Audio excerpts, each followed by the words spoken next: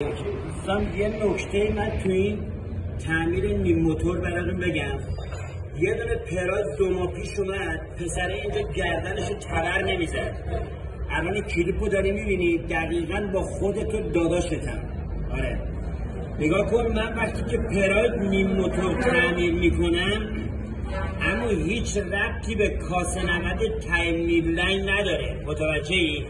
نیم موتور وقتی که تعمیر میشه اگر روغن ریزی از دور کارتر باشه من نوکرتم اصلا برای انجام میدم، ولی وقتی من موتور رو جمع کردم رفتی ته کاسه نمد تایم‌لاین که روغن ریزی افتاده، اما به کار من ربطی نداره که.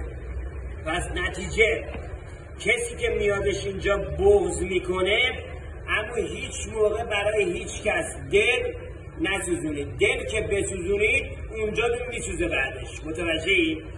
پس دقت بکنید، مشتری همون میاد در مغازه تا قرون آخر مایتونم بگیرید، حالا تخفیف خواستید بدید عشقه، ولی مشتری از در مغازتون بره که 2 روز دیگه پول بیاره اما نمیاره.